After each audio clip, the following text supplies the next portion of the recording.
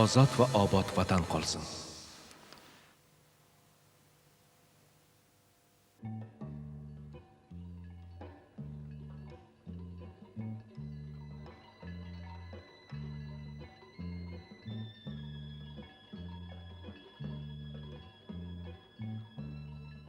Buyuk Ipak yo'li o'tgan yerlarda ulkan madaniyat shakllanib, dunyo tamadduniga behisob tuhfalar taqdim etdi. Shaharlar, qal'alar bunyod etildi. Qadimiy Shosh, hozirgi Toshkent ham shu tariqa rivojlanib, jahonga bo'y ko'rsatdi, o'zini tanitdi.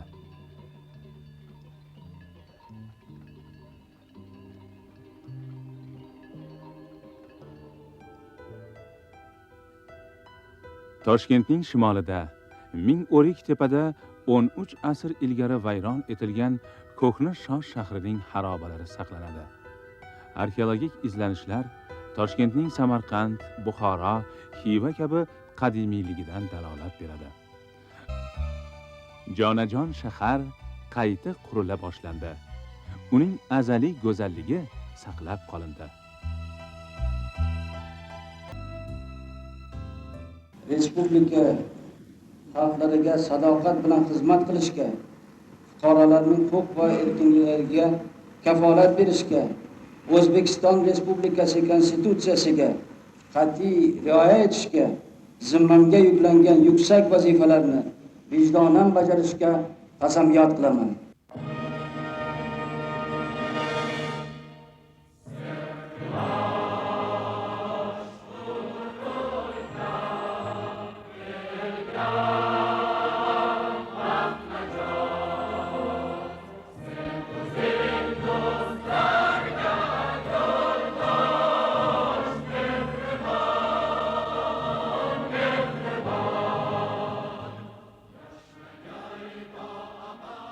Mustaqil mamlakatimiz o'z gimniga ega bo'ldi. O'zbekiston qahramoni, O'zbekiston xalq shoiri Abdulla Oripov she'riga taniqli bastakor Mutawakkil Burxonov kuy bastaladi. Respublika davlat gerbi, Respublika davlat bayrog'i, O'zbek xalqining asriy orzu-umidlari aks etgan konstitutsiya qabul qilindi. Keskin o'zgarishlar davri boshlandi.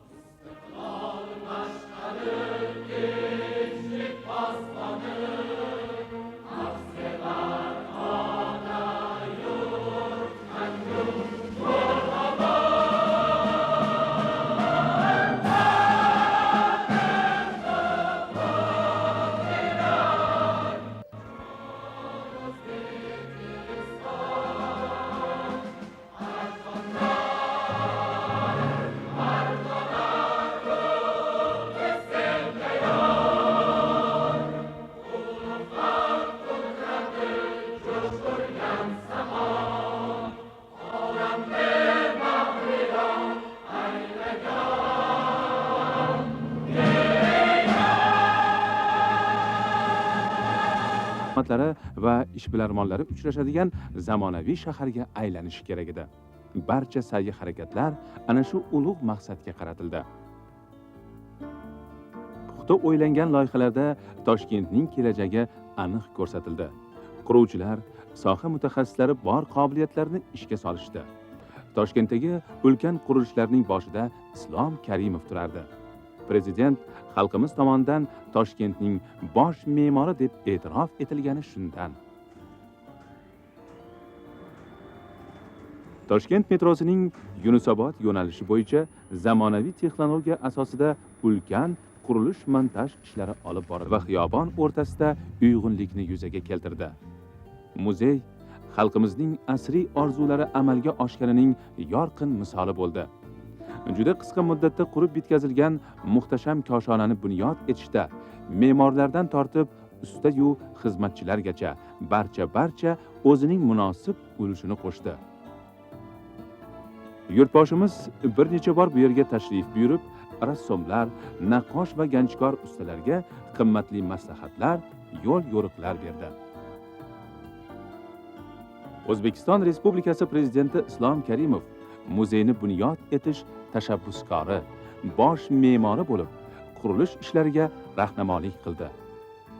Mo'g'ullar istibdodidan vayron bo'lgan yurtni qaytadan obod qilib, ikkinchi Sharq uyg'onish davrini boshlab bergan Amir Temurning qudratimizga shubha bilan qaraganlar, qurgan imoratlarimizga boqsinlar degan so'zlari mashhurdir. Bu so'zlarni Temuriylar tarixi davlat muzeyi koshonasi. Mustaqilligimizning dastlabki yillaridayoq Janubiy Koreya Respublikasi bilan mustahkam iqtisodiy aloqalar yo'lga qo'yildi. Janubiy Koreya bilan tuzilgan qo'shma korxonalar bugungi kunda mamlakatimizda talaygina. Kabul Textile qo'shma korxonasi bular orasida eng ko'zga ko'ringanlardan biri. Ko'chasida bir necha ma'muriy binolar, Abdulla Qahhor ko'chasidagi xonadonlar vayron bo'ldi. Begunoh insonlar hayotdan bevaqt ko'z yumdi. Mahalla-ko'yda, el-u yurt orasida bunday mudhish ishga qo'l urganlarni la'natlashardi. El-yurt qarg'ishi dunyodagi eng katta fojia, o'limdan-da og'ir nomusdir.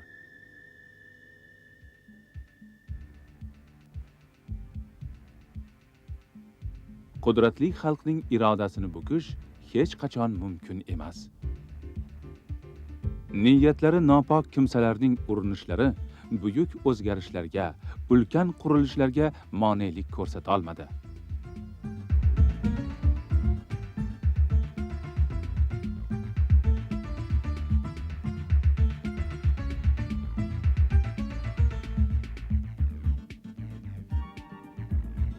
Birinchi marta foydalanildi. Qurilishning eng nozik jihatlari davlatimiz rahbari e'tiborida turganligi quruvchilarimiz uchun quvonarli edi. Ko'prik qurilgach, Yunusobod tumanining shahar markazi bilan bog'lanishi juda osonlashdi.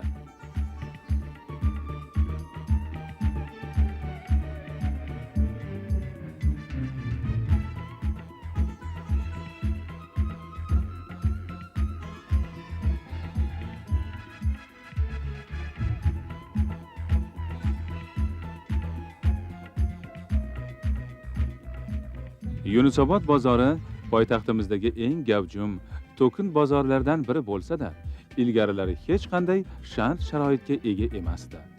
Yurtboshimiz bozorni shaxsan borib ko'rdilar.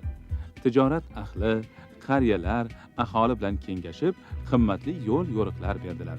Savdo rastalari, peshtaxtalar sotuvchilar uchun ham, xaridorlar uchun ham qulay bo'lishi kerakligi ko'zda tutildi.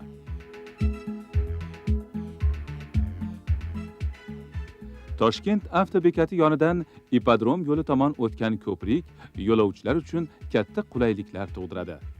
Prezident Islom Karimov ko'prikning ochilishi marosimida shahar aholisi bilan uchrashidan yurtdoshligimiz ko'ksimizni iftixorga to'ldiradi. Prezident Islom Karimov Imom Buxoriyning tug'ilgan qishlog'i Xartangda ul tabarruk zot sharafiga qurilgan majmuaning muallifidir.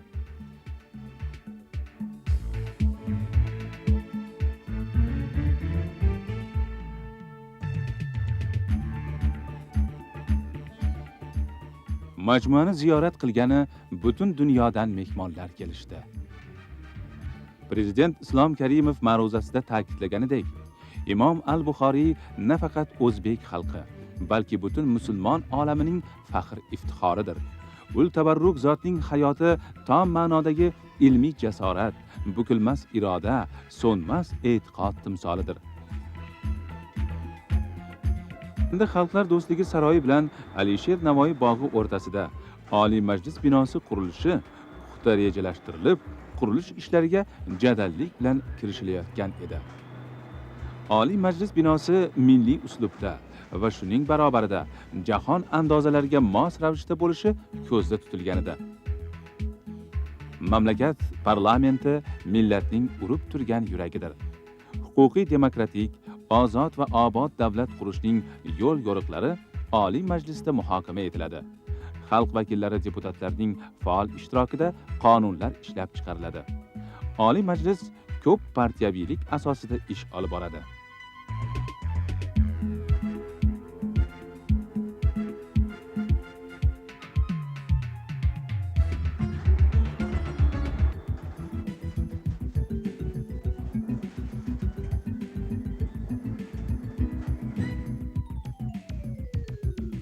Banklar aro markaz binosi o'ta zamonaviy texnika va texnologiya asosida bunyod etilganidan shahar ko'rkiga ko'rk qo'shdi.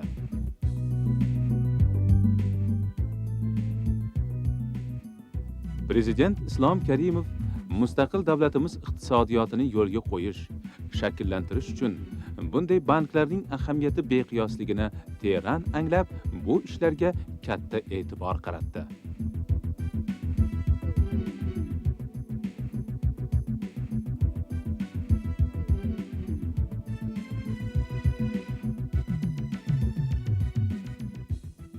Mustaqillik yillarida mamlakatimizda amalga oshirilayotgan iqtisodiy islohotlar bank tizimida yuz berayotgan o'zgarishlarda o'z aksini topib, bitkazilgan bu bino noyobligi, me'moriy jihatdan bejirimligi bilan yurtdoshlarimizning faxr g'ururiga aylandi. Me'morchiligimizdagi milliy an'analar jahon me'morchiligi tajribalari bilan uyg'unlashib, bu sohaning nechog'lik yuksalayotganini Toshkent shahar hokimiyati binosi misolida yaqqol ko'rish mumkin. Yurtimizning tinch osoyishtaligi, xalqimizning har qanday savobli ishga kamarbastaligi tufayli ana shunday hayratomuz binolar qad ko'tarmoqda.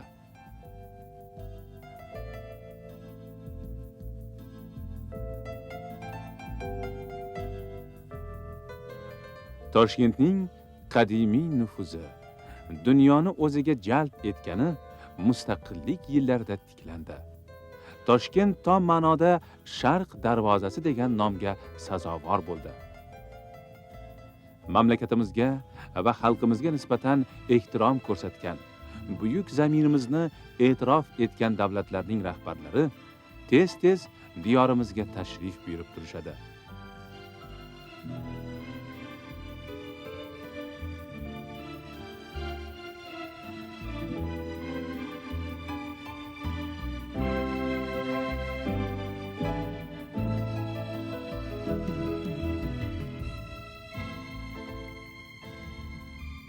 Xorijiy davlatlar rahbarlarini Toshkent hamisha iliq mehr-muhabbat bilan kutib oladi.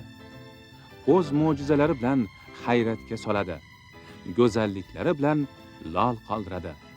Nafosati bilan ko'ngillarda ajib tuyg'ular uyg'otadi.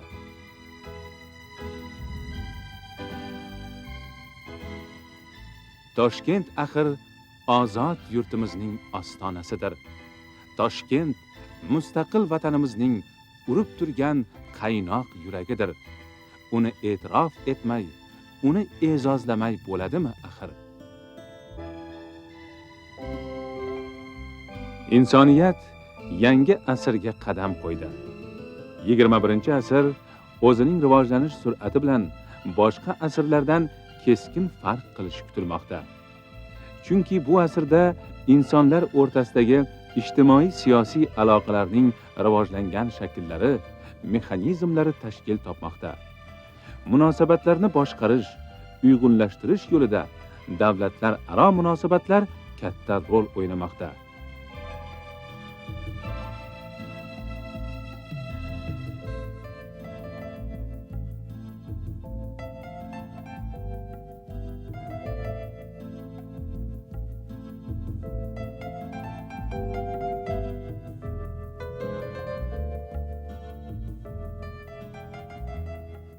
Yangi asr boshlariga kelib, dunyoda mustaqil davlatlar 200 taga yetdi. Bular orasida O'zbekiston ham o'zining salohiyati bilan ajralib turadi.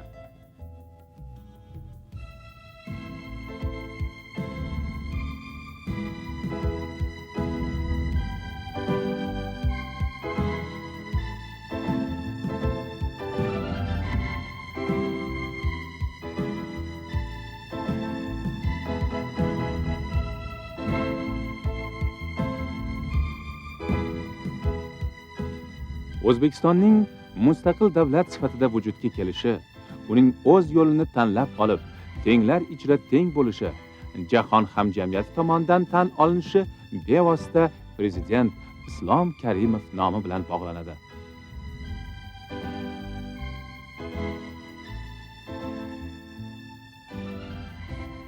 Vatanimiz poytaxti Toshkent dunyo siyosiy maydonining qaynoq nuqtalaridan biriga aylandi. Bu yerda mustaqillikdan so'ng 10 yil mobaynida bo'lib o'tgan yuksak doiradagi davlatlararo uchrashuvlar, muhim ahamiyatga molik xalqaro anjumanlar mamlakatimizning siyosiy, ijtimoiy, iqtisodiy, madaniy hayotida muhim rol o'ynay boshladi.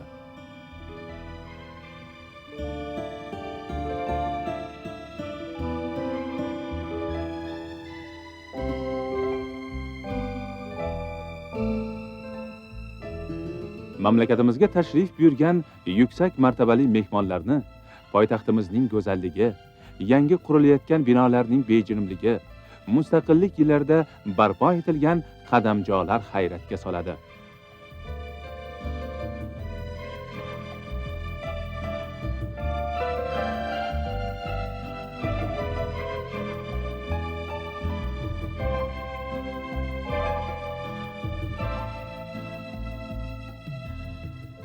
Turli davlatlar delegatsiyalari yurtimizda bo'lisharkan, O'zbekiston bilan har tomonlama siyosiy, iqtisodiy, madaniy, ma'rifiy aloqalar o'rnatishga qaror qilishadi.